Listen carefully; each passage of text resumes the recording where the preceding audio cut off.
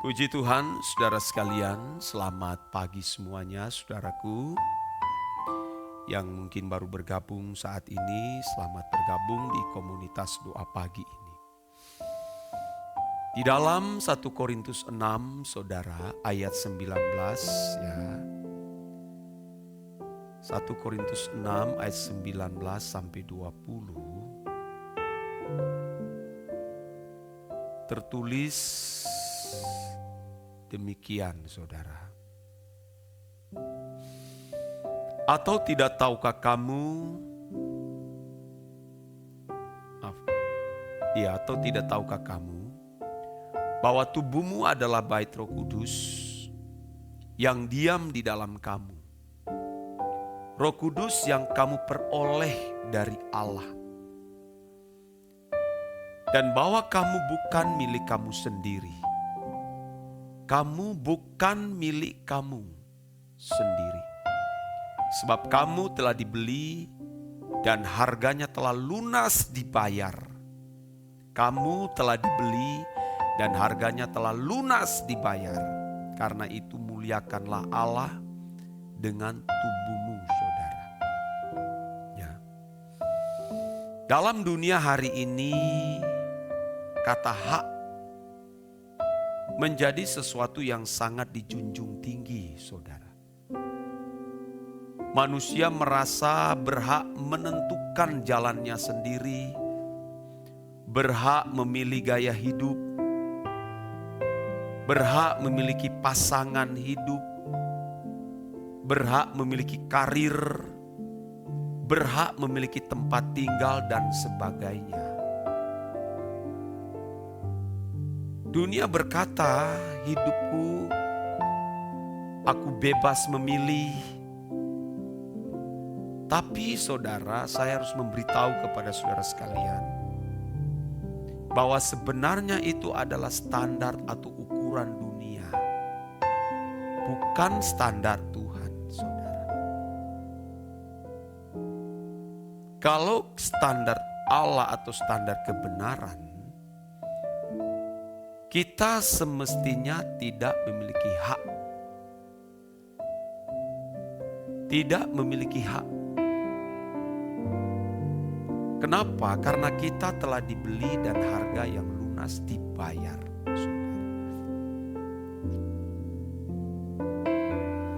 Jadi kita sebenarnya telah dimiliki Tuhan sepenuhnya. Jadi sebenarnya kita tidak boleh memiliki hak untuk mengatur diri kita sendiri. Tuhan yang berhak mengatur kita. Kecuali saudara tidak termasuk umat pilihan Allah atau tidak bersedia menjadi umat yang ditebus melalui kematiannya di kayu salib.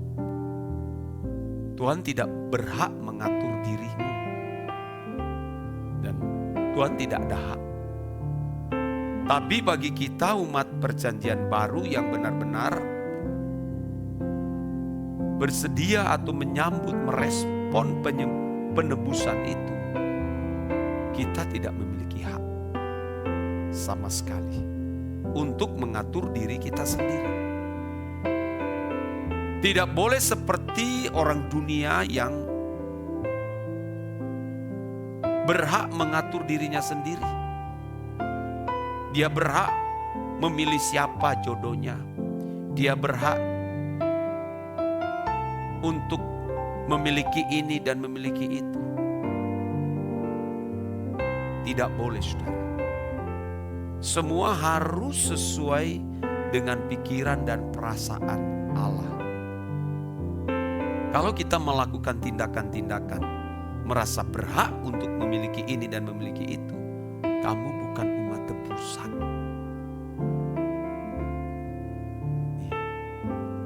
Nah, banyak orang Kristen tidak disadarkan. Maka dia berhak mengatur dirinya sendiri. Dia berhak mau jalan ke sana, mau ke jalan kemana. Dia berhak mau mengatur ini, mau mengatur itu. Dia berhak memiliki ini dan memiliki itu. itu pemberontakan kepada Bapa. Pemberontakan. Jadi sekarang saudara, kita harus kembali kepada kebenaran Alkitab yang murni, saudara. Kalau jujur, kita orang percaya tidak lagi memiliki hak hidup sebenarnya. Tidak lagi memiliki hak. Tapi saudara, karena kemurahan Tuhan atas kita, maka saudara-saudara kasih dalam Tuhan, kalau kita mau melakukan ini, melakukan itu semua harus sesuai dengan pikiran dan perasaan Allah. Makanya semua yang kita lakukan, baik yang kau makan, minum, dan melakukan segala sesuatu yang lain, harus melakukan untuk kemuliaan Allah. Ini bagi orang yang dewasa rohani, yang sadar bahwa dia sebenarnya tidak memiliki hak hidup. Dia sama seperti budak yang dibeli oleh seorang majikan yang tidak memiliki hak hidup loh. Yang dia lakukan itu bagaimana menyenangkan majikan yang telah membelinya. Apalagi budak pada zaman umat perjanjian lama. Saudara. Seorang budak yang telah dibeli itu tidak lagi memiliki hak hidup. Kalau sampai dia diberi kesempatan hidup, itu kemurahan. Kalau seorang majikan, seorang bos telah memberi seorang budak, itu sudah sepenuhnya di tangan bos itu atau majikan. Dia berhak melakukan apa saja terhadap budak itu.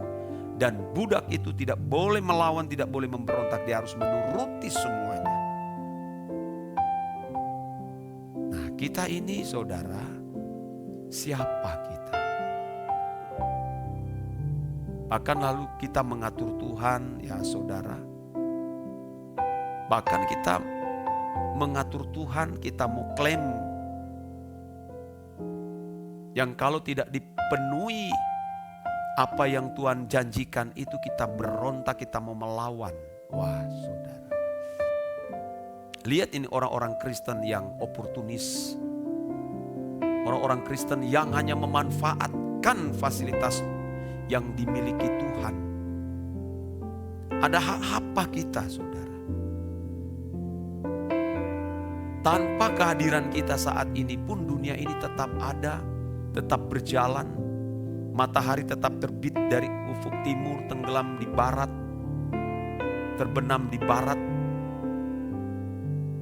Tanpa kita, saudara.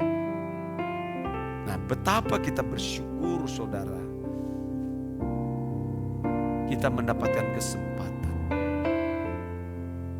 Jangan sampai saudara menjadi orang Kristen yang kekanak-kanakan. Kita tidak boleh memiliki hak sedikit pun atas diri kita. Kita harus rela melepaskan hak.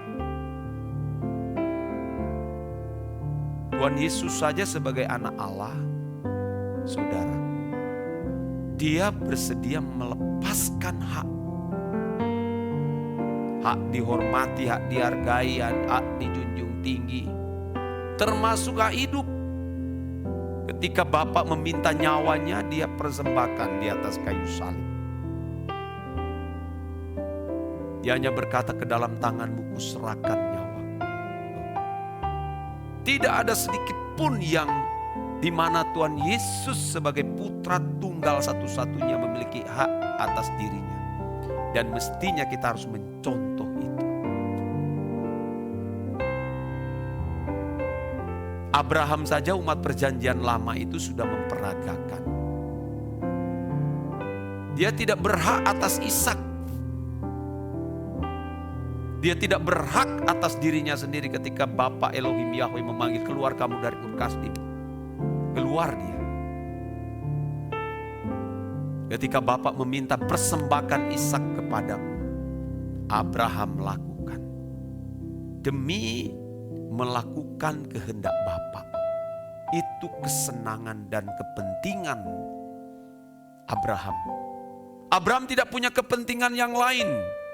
Kepentingan satu-satunya adalah melakukan kehendak Bapa.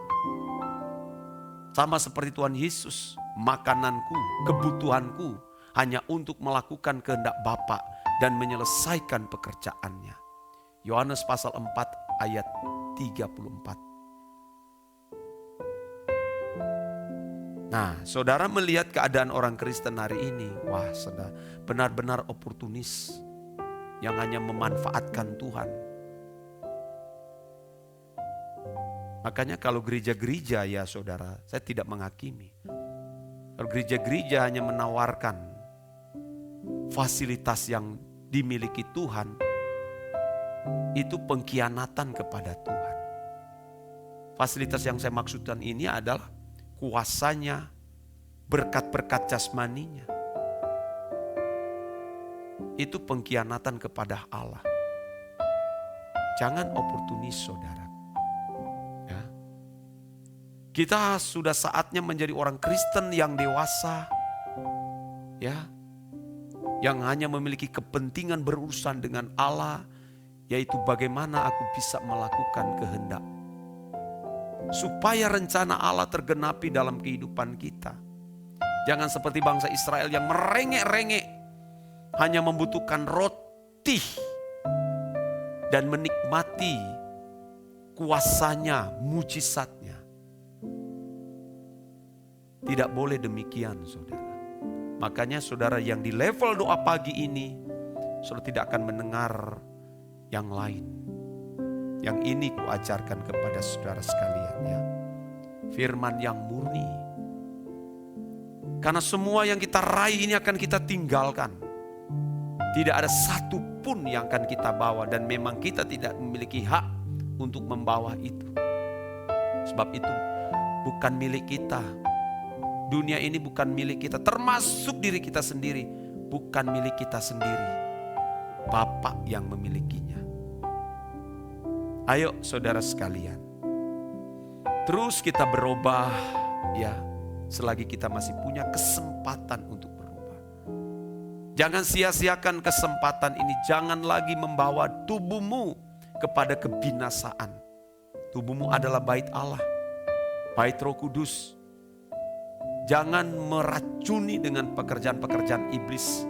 Jangan meracuni dengan kesenangan dunia, kenikmatan-kenikmatan sesaat di mana Tuhan tidak ikut menikmatinya. Jangan engkau lakukan ya. Itu mendukakan Roh Kudus.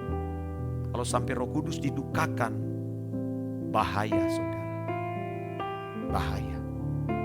Ya, ayo kita terus bertumbuh. Ini menjadi pesan Tuhan bagi kita sekalian pagi ini. Amin.